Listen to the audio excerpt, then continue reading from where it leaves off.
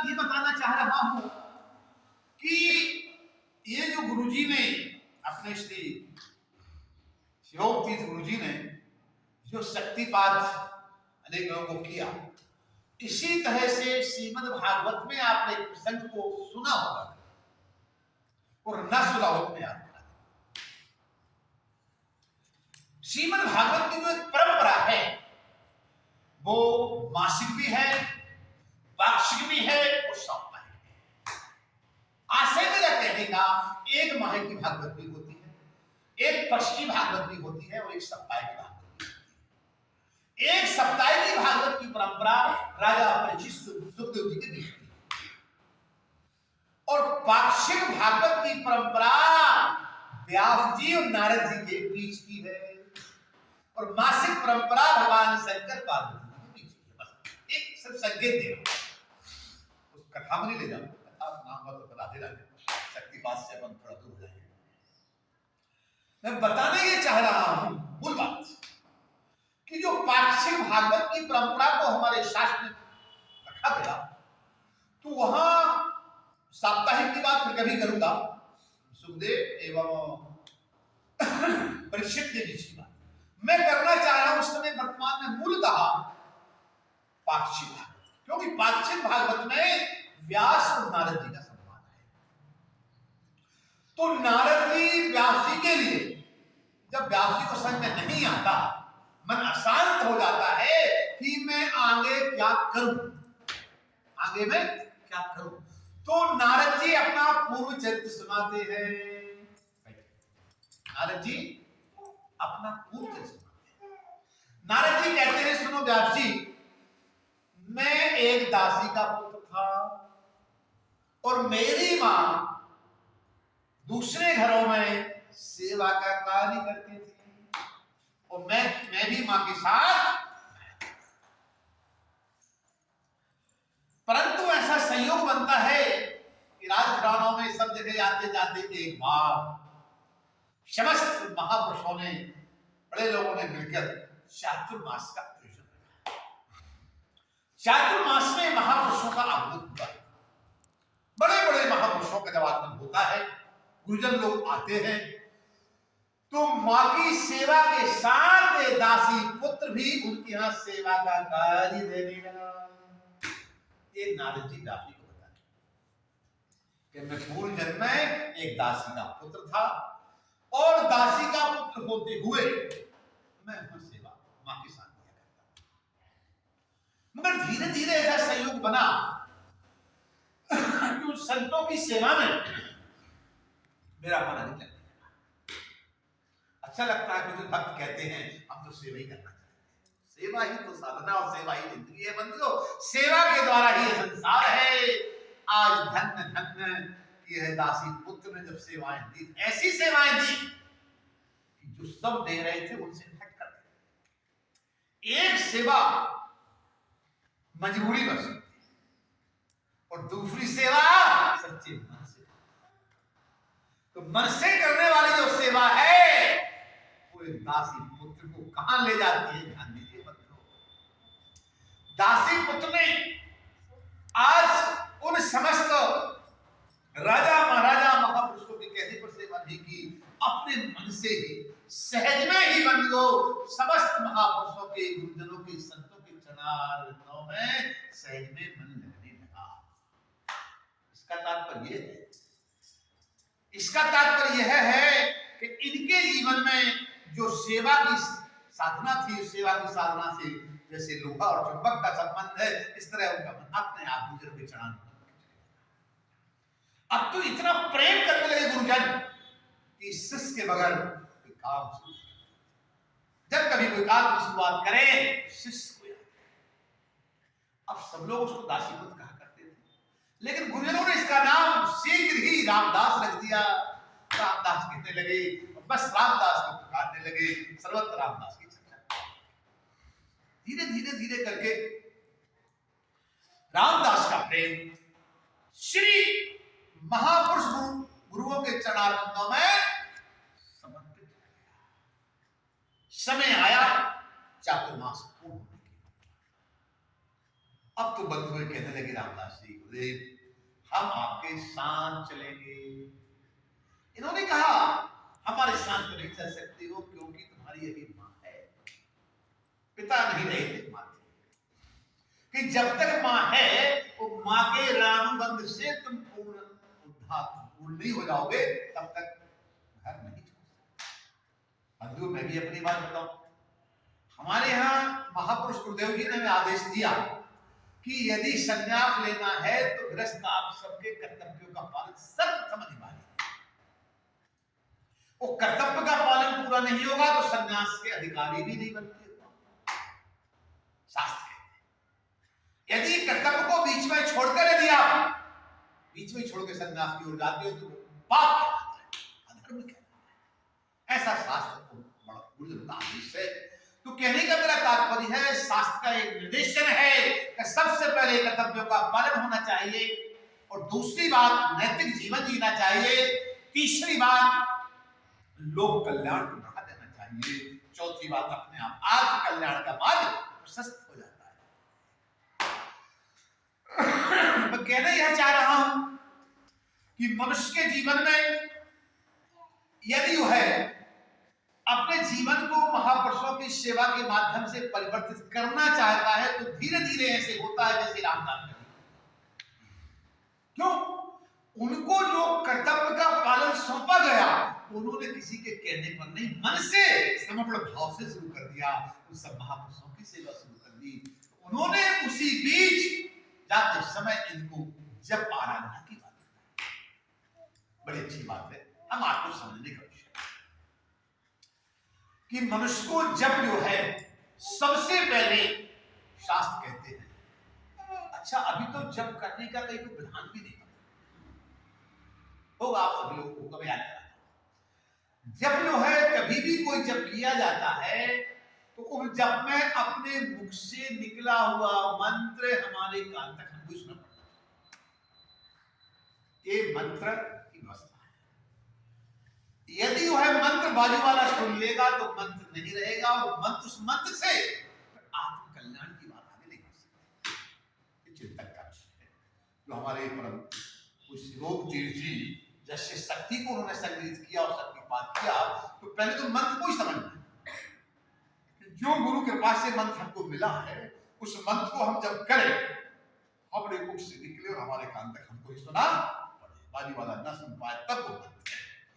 मंत्र में आसन एक हो, स्थान एक हो, मन का संकल्प एक हो।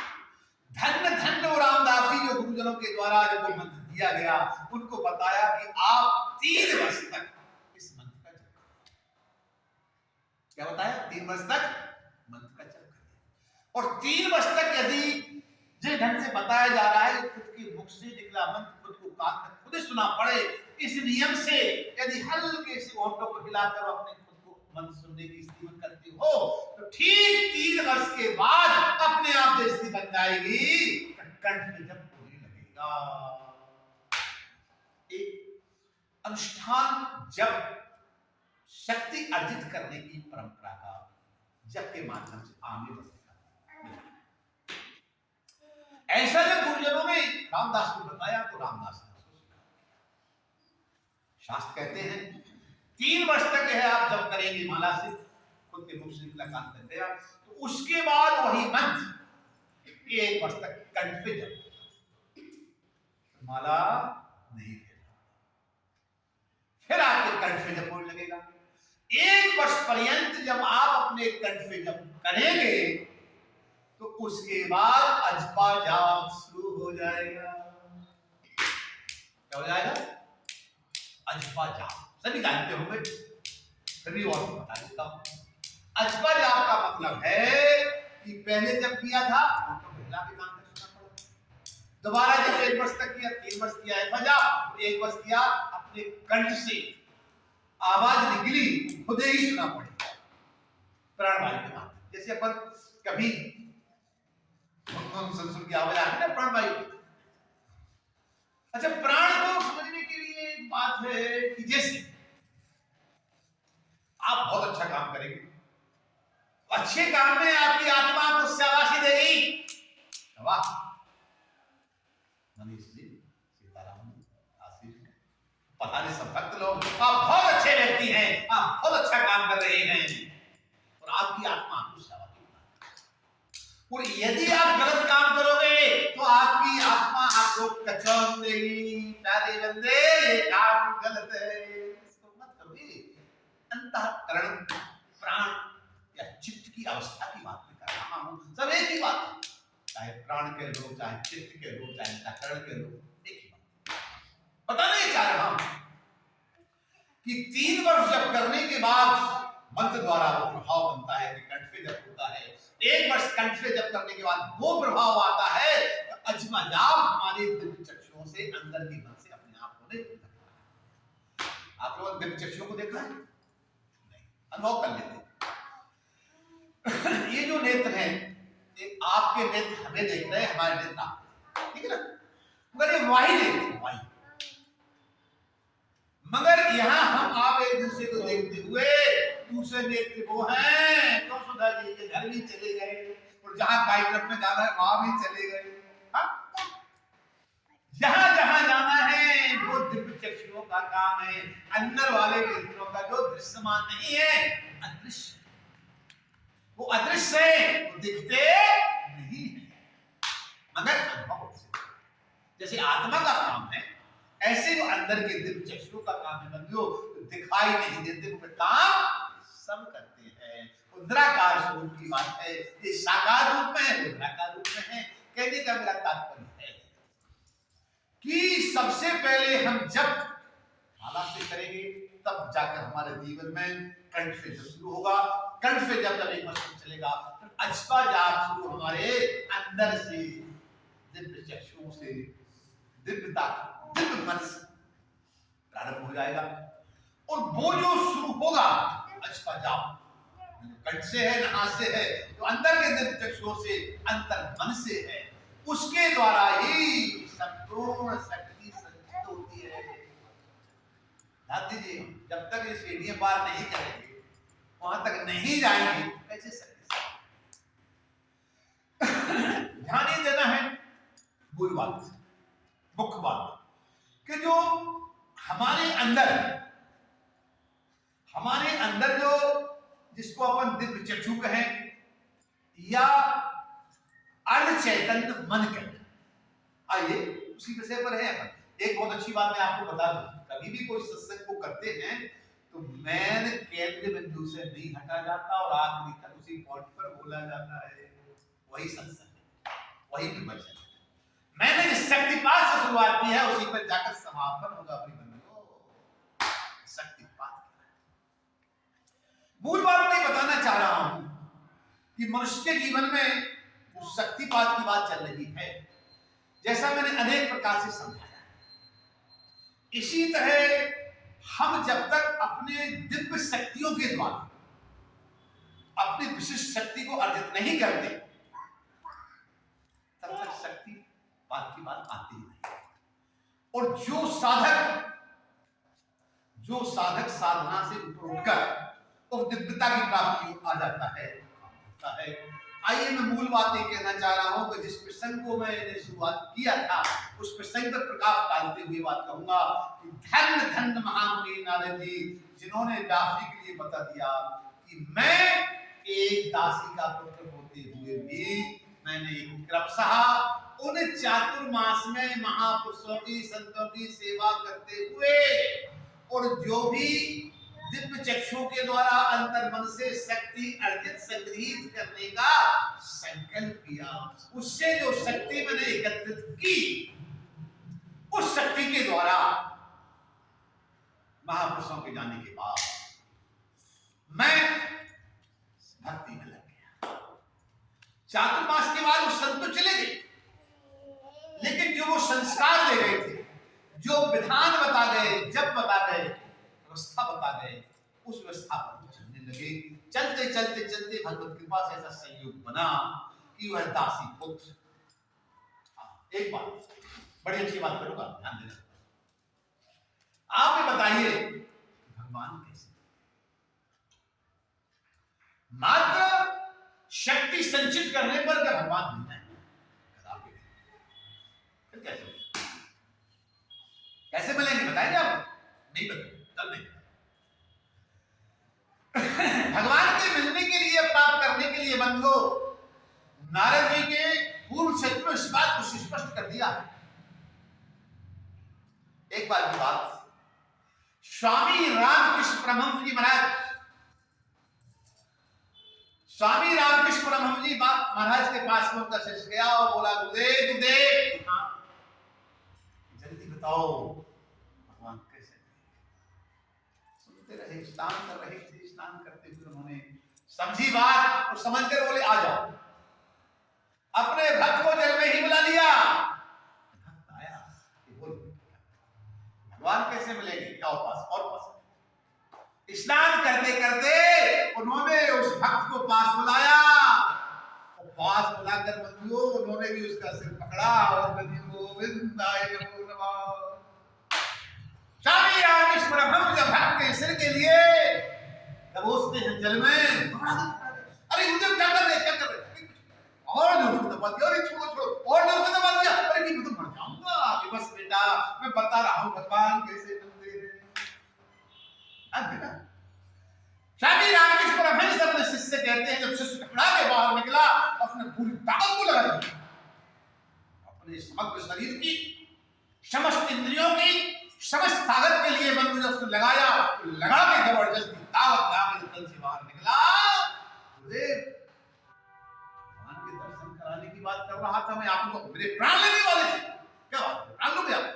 नहीं बेटा, तेरे प्राण नहीं लेना चाह रहा हूं मैं, तेरे लिए भगवान के दर्शन कराने की उपाय बता रहा हूं।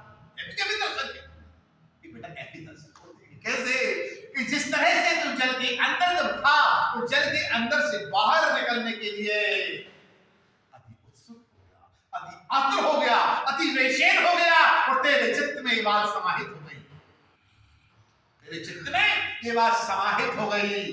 अब यदि मैं एक क्षण नहीं निकलूंगा तो मेरी गोविंदाय नमो नमः, मेरा प्राणांत हो जाएगा। गुरुदेव ने कहा, स्वामी रामकृष्ण परमहंस अपने शिष्य से कहते हैं, बेटा जैसी उत्सुकता, जैसी आतुरता, जैसी बेचैनी जल के अंदर रहते हुए बाहर निकलने को थी, ऐसी आतुरता, ऐसी उत्सुकता जब भगवान से मिलने की हो जाती है तो जल्दी कृपा की वर्षा कर दे, कर दे। नाहं वसामि वैकुंठे न योगिना हृदयेन वा, ब्रह्मभक्त्या यत्र गायन्ति तत्तत् तिष्ठामि नारदो।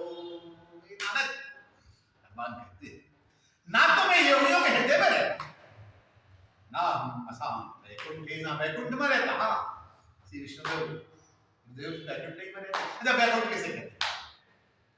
कुंठायः रहितम यस्सा वैकुंठम, कि जहां पर लेस मात्र कुंठा ना हो, जहां पर लेस मात्र कुंठा ना हो, कुंठा से रहित जो स्थान है,